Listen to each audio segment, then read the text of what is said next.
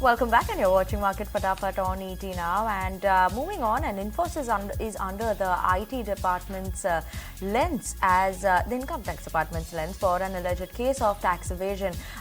We caught up with Mohandas Pai on this subject. Let's listen into what he had to say. Somebody is evading tax without listening to them, without understanding, without coming to a conclusion. And what is the basis?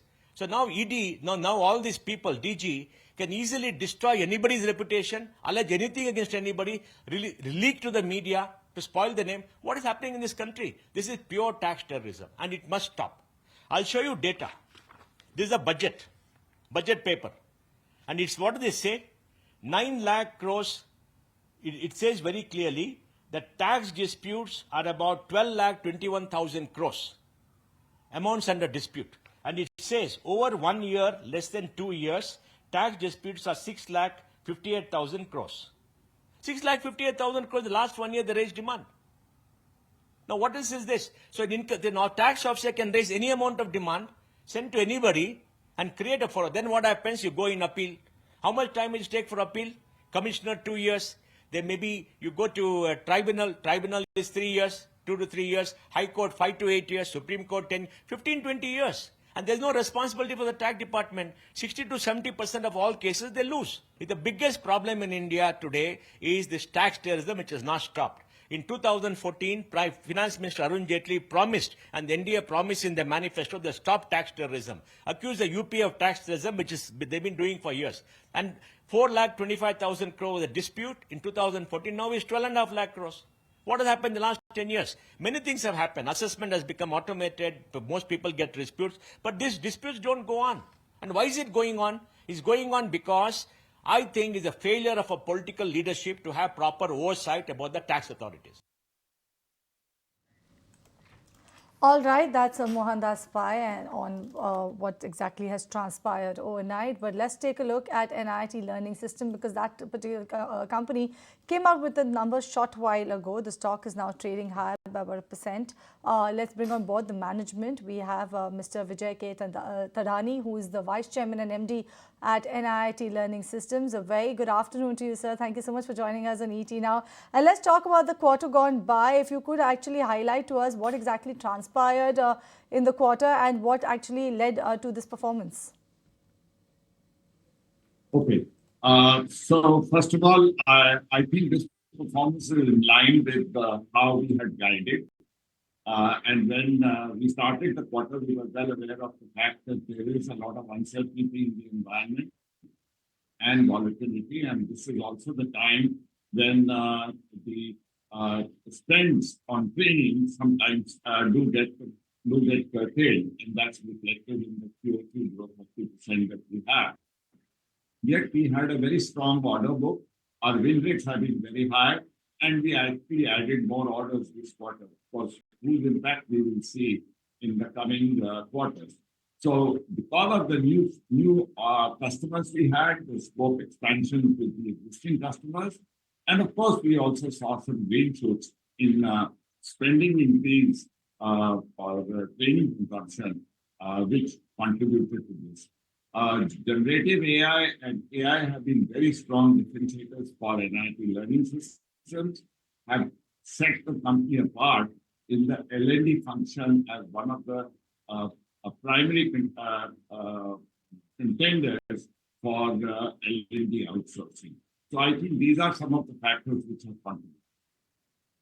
Speak a bit about the spending. I want to just understand a bit more in terms of the L&D budget, that's the learning and development side budget over the last few months. How are you seeing the increase in more spendings over there?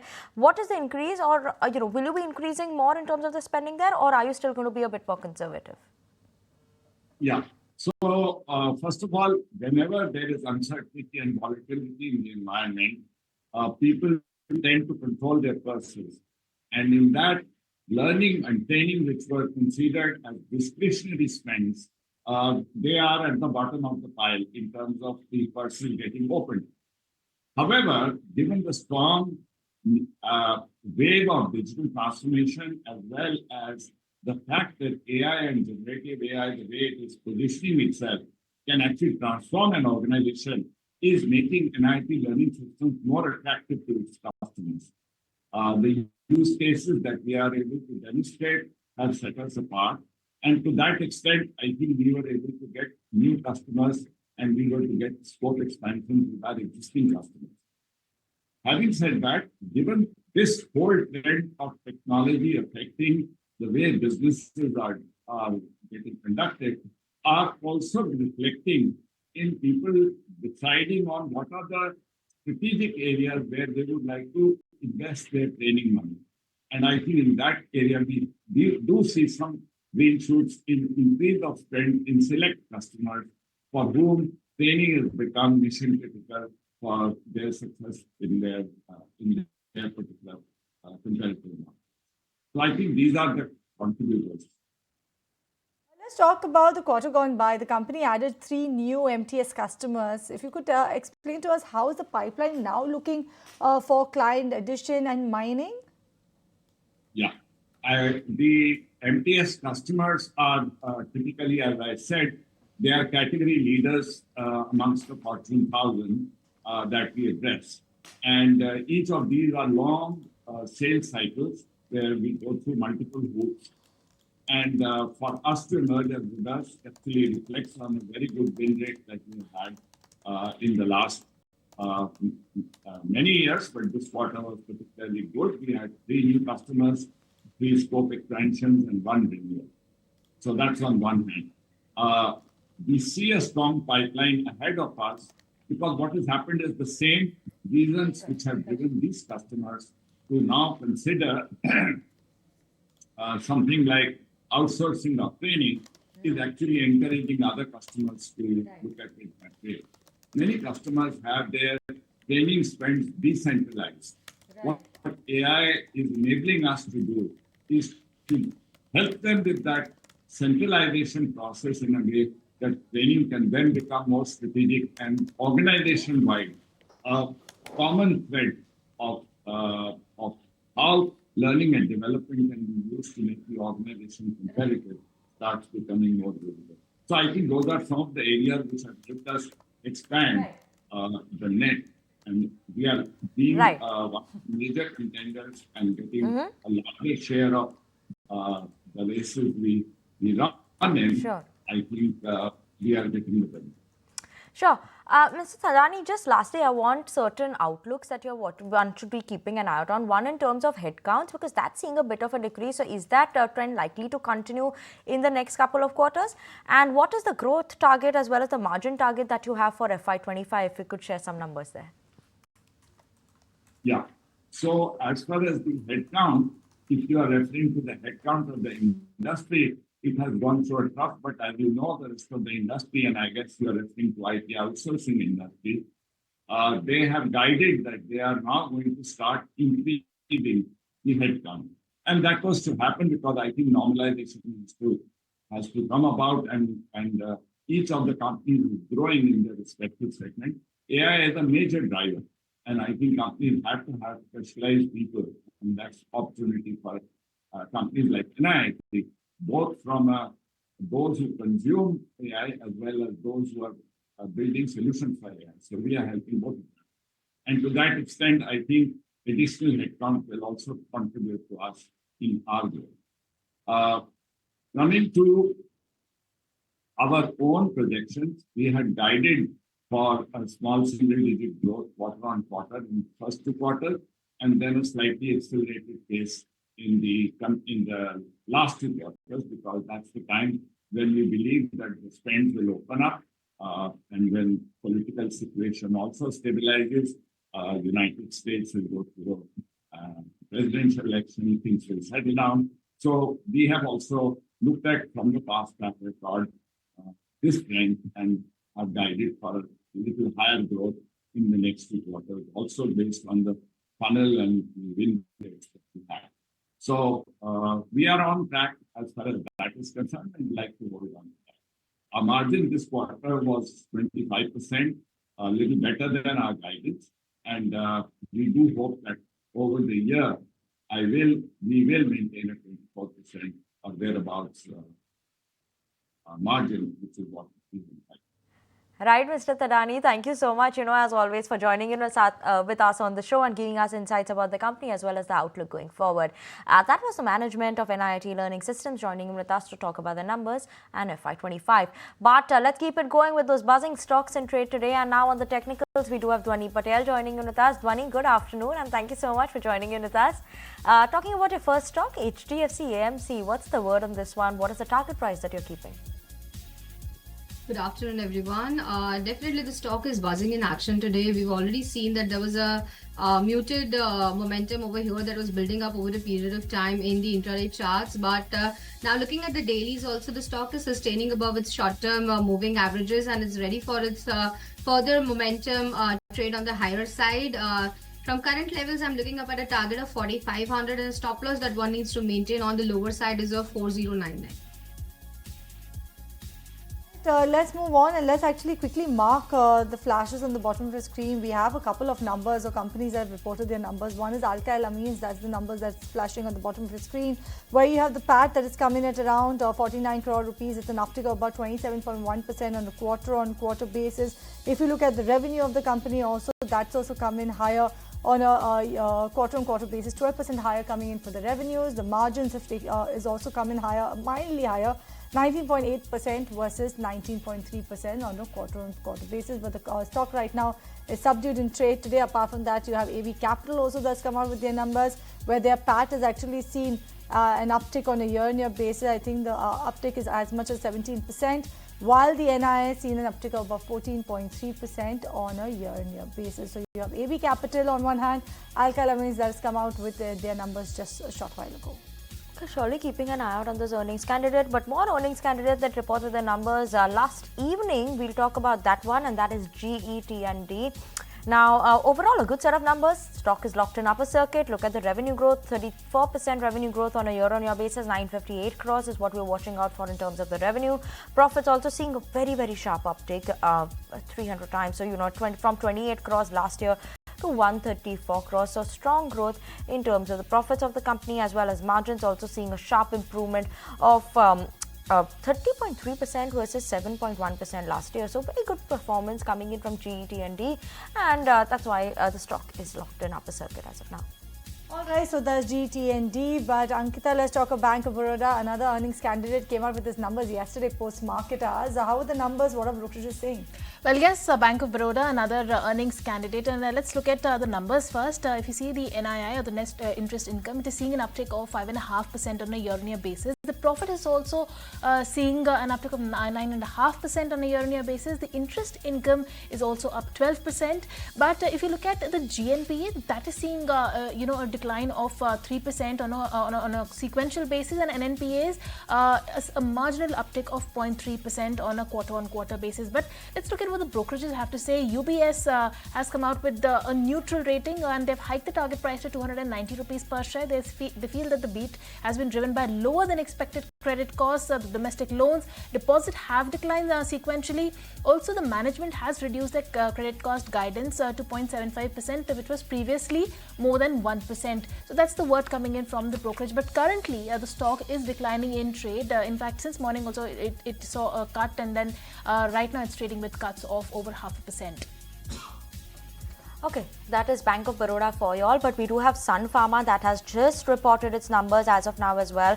I'm just opening the balance sheet. It's a consolidated numbers that we're checking as of now. According to agencies, the profits of the company is at 2,836 crores versus a poll of around 2,638 crores. So yes, seems like a beat that is actually coming in on the profit front for the company. So looking at the revenues of the company on a consolidated basis, we're seeing the revenues have come in at 12,653 crores. Our expectation was 13,000 crores. 12,600 and 12,600 approximately is the revenue of the company, is what we are watching out for. US formulation sales, that's seen at around $466 million, which is lower by almost 1%. So it seems like, at least I think it's slight bit of a miss, at least on the top line and the bottom line front. Okay, profits are slightly above what the street was expecting. Okay, that is a word coming in. So keeping an eye out on that one. Global specialty sales, that's at $266 million. billion, up almost 4.7%. So yes, interesting numbers that are coming in on that front, Cheryl. As of now, revenue below, profits above is the word there for. Absolutely. If you look at the margins of the numbers, our company is coming at around 28.5% as against 27.9%. Let's see what we were expecting for the margins. We were expecting 26.3%. So the margins are also actually above ET now estimates. We'll dissect more of Sun Pharma numbers after this short break.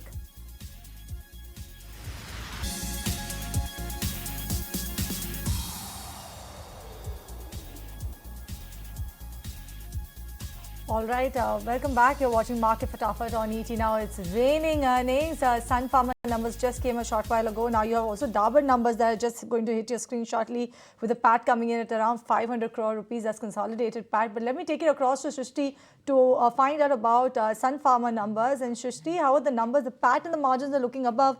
What about revenue? Well, certainly Sun Pharma numbers look mixed right now, because what we are seeing is that the revenue has missed our expectations slightly. The number clocked in at 12,653 crores, while on the other fronts, the profit figure as well as the margins that has seemed to be above than what we were expecting at ET now. So all in all, what we are seeing in the pharma companies, that's a trend that the margin outperformance is what we are seeing currently. If we talk about some of the internals, then indeed there has been a miss on the US formulations business, because we were expecting a number above $500 million, but the company has disappointed with respect to their US formulations business, that the sales were actually at $466 million this time around, and that's down by 1% on a YOY basis. If we talk about the global specialty sales, then though they account to like 17.7% of their overall sales in Q1 of FY25, but seems like there has been a slight miss on that front. But it's the India formulation business that has done phenomenally well, because we were expecting a jump of 10% on a YOY basis, but the company has clocked in a sales of 16.5%. So what we are seeing is that strong growth numbers for the India formulation business. The US has disappointed for Sun Pharma, but other than that, a mixed set of earnings coming in right now, but indeed a beat on the operational performance. So those were the highlights of Sun Pharma earnings. Back to you.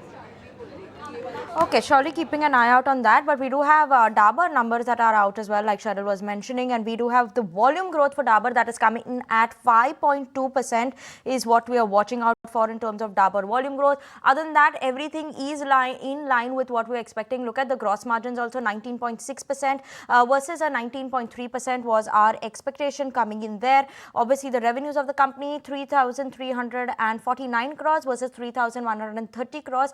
Year-on-year basis, the revenues have grown by 7%, so exactly what we were expecting, and Pole also exactly in line. EBITDA 656 crores is the EBITDA at 8.16% up, 8.61% uptick there, and some more internals that I'm seeing that are coming in as well now. The MENA business, that's grown by 13%. International business has reported a growth of 18% year-on-year basis growth, and this is the constant currency growth that we are looking at. Important commentary coming in on the rural front is that they're saying rural demand has now outpaced urban demand by 350 basis points during the quarter gone by. The company's India business has seen a good growth as well, and they are seeing a market share gain across of around 95% of their portfolio has been gaining market share as well. So yes, obviously we will be discussing all of this with the management of Dabur. We'll have the CFO, Mr. Jain, joining in with us today as well at 2:45 p.m. So keep an eye out on that.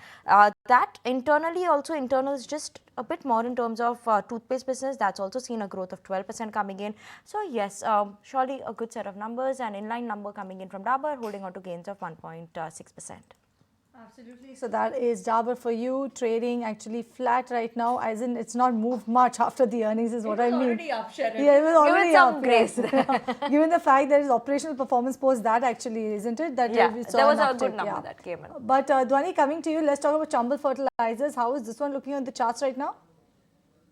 Absolutely. The fertilizer stocks have been definitely into focus. Chambal Fertilizer is giving a short-term breakout over here on the daily charts from the recent highs that we had seen. If you do a downward sloping trend line, the resistance breakout is coming in over here. On the near-term basis, I'm seeing 550 could be an easy target for this particular one, and the stop loss that one needs to maintain on the lower side is going to be of 510. Okay, moving on to the next stock, and Gaurav, M&M, that's in focus as well. Auto sales numbers plus earnings, how was it looking like? Well, yes, talking about M&M's earnings, that actually company reported a mixed set of numbers, because when we talk about revenue, that was below, margins were actually above what the street is expecting, and PAT was again in line. Apart from that, company also reiterated its guidance of mid to high teen SUV segment growth for FY25, and they also expect volume growth for tractors to be around 5%, and we may see some positive surprise.